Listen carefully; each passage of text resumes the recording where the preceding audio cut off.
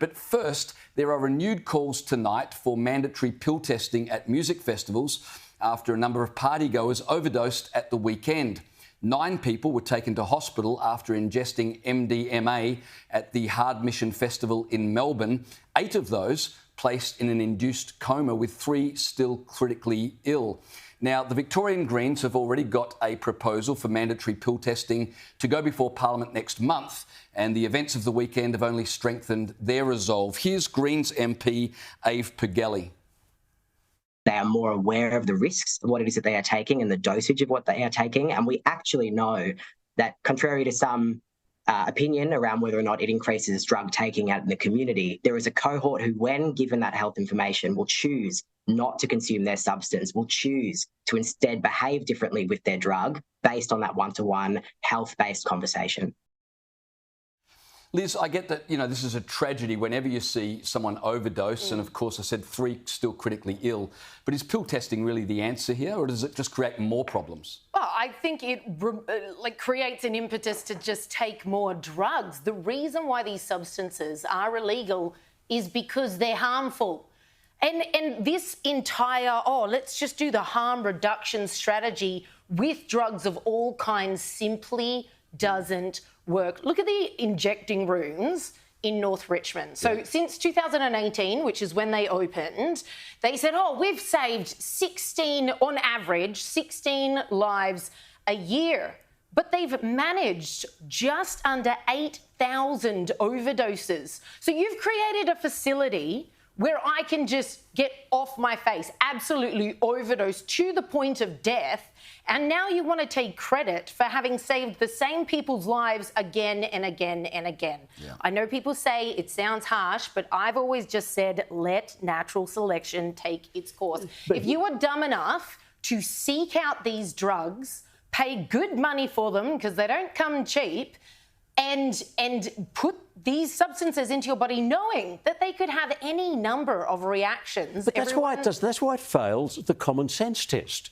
I mean, yes. they're the decisions people are making. So it fails the common sense test. Someone in a white coat says it's OK to take this drug. That's what they're doing. And the problem is they can't say it's OK. I mean, they test the pill, but you can't ever say that it's safe because by definition, drugs are not safe, and there's a liability issue that you can't say it's safe because if you do and then something goes wrong, well, then you've got legal consequences. And the on-site tests are very limited in terms of capability. So you can give me a pill and I'll be like, yeah, it's ecstasy. I can't tell you the strength of it. So arguably, these 8 currently in comas would still be in comas even if there was drug testing there and they did run them through the system. But they are in comas. It does hurt people. So we've got to work out a way to tackle it. And I think there's a better way. What you do is you write a law so that the promoters of these things make millions of dollars. You say if you're promoting this sort of thing, you are legally responsible. You will pay a penalty for every illegal drug found on your site. Do that, I promise you, suddenly they will find funds to pay for proper security and the bouncers will search for drugs and bounce anyone who's got drugs. Well, there've got to be better ways of tackling it. Just on that, I think we've got an image from the festival of a young person holding up their phone, literally advertising, there you go, caps, question mark, has anyone got some drugs you can sell me? So the other problem here is the confusion over law enforcement, because if you've got pill testing, then you're asking police to turn a blind eye to young people who do have drugs, because you're not going to go and get your drugs tested if you're afraid that it's a sting, right? Yeah. And the same instance in Richmond, as you pointed out, those injecting rooms where police have to avoid them and allow people with drugs to freely move about the community. So it creates mixed signals, doesn't it? Oh, worse than mixed signals, it creates an impetus for me to do whatever the heck I want. You've removed the danger from it, which, as we've just said, is very misleading because these on-site tests do not remove the danger at all. Yeah. It can tell you what is in that pill, but it can't tell you how much or what it might do to your system. And again, if you're stupid enough to do this, then roll the dice. And let's see what happens. It was just last October, 18 kids in the space of one weekend, 2 events, 18 kids were taken to hospital, 70 arrests, for possession of drugs, 4 arrests for supply of drugs. That, of course, would have been a drop in the bucket compared to how many out of the tens of thousands of kids and teenagers attending those 2 events actually were in possession Which is why pill testing fails the simple common sense test. It doesn't work. The kids are going to make stupid decisions because they don't understand consequences. In fact, it has been said that insanity is hereditary. We catch it from our children. And you can see that not just in the things that they put in their mouths, but how much their education is now costing.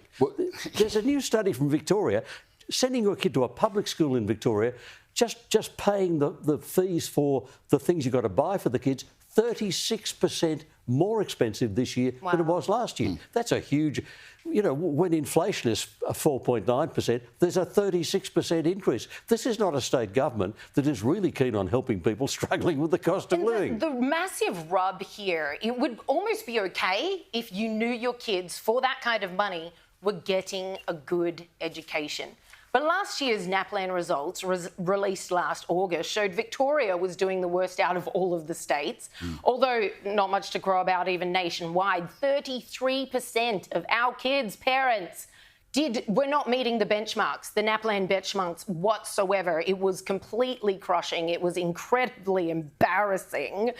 But Victoria was doing one of the worst out of all of the states, and yet they're charging parents through the nose for this absolutely shoddy sham of an education.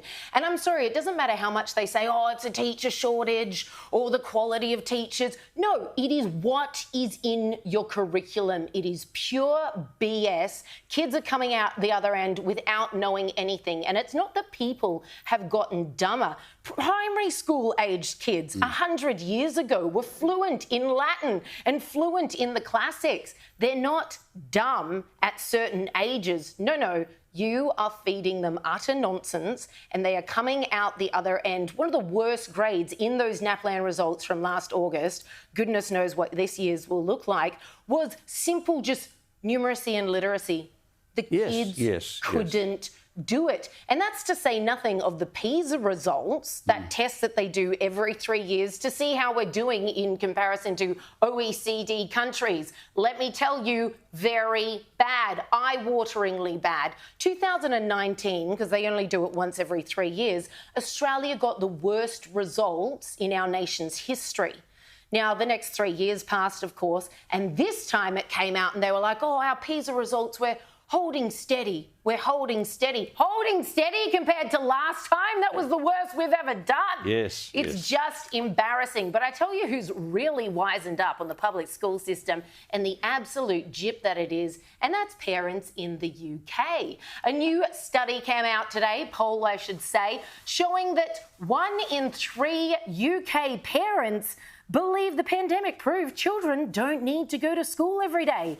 Some 28% of parents said they felt that way, and only 70% are confident their child's needs are being met, a figure which drops to 61% at secondary school, according to the YouGov poll conducted for the Centre of Social Justice think tank. I just love this. Yes. I just absolutely love this, because by the government closing down government schools, sure, private schools did, but that's beside the point, closing down their own schools, adults are just like, hang on a minute, my kid didn't even suffer.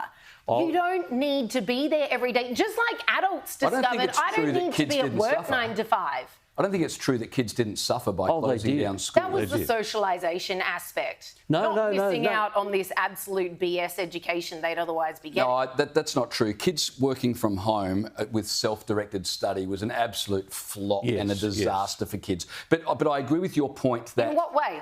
What stats have you got to show that? I've got 2 kids that floundered trying to study from home, and as a parent trying to direct their study at the same time, it was a nightmare for parents and a nightmare for kids. Yeah, again, it wasn't good. I would say this is where homeschoolers shine, because kids were never young or old, high schoolers or pre-primary, were never meant to sit in a classroom and be spoon-fed what is a BS curriculum. It would be great if it was a great curriculum, but even then, it is not active learning and it's not... So I agree with your point if these kids were staying at home to be homeschooled by a parent who is engaged, but I don't think that's what's happening. I think parents have just got used to the fact that, well, if the government opened pubs before they reopened schools, it's not that important to the government, it's not that important to us. Sure, Johnny, you can have the day off. He's not being taught and mentored at home by a parent who's concerned. He's just taking the day off. I think you misunderstand. That's not what homeschooling is at all. What happens when the kids stay home? If the kids only go to school 3 days a week, what happens the other 2?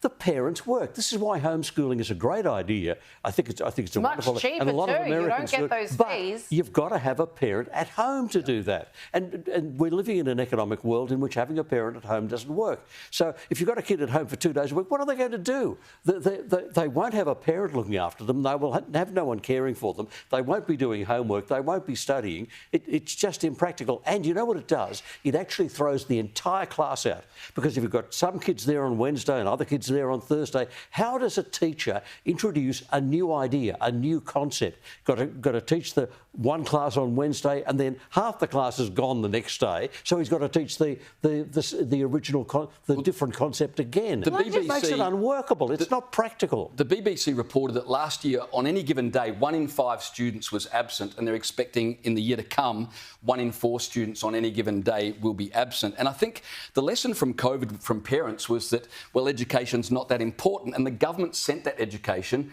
As I said, they reopened pubs before they reopened schools, and so they've communicated, well, if your kid's not at school, it doesn't matter that much. I agree with you, homeschooling is the ultimate, but I don't think that's the lesson that's been learned here by people.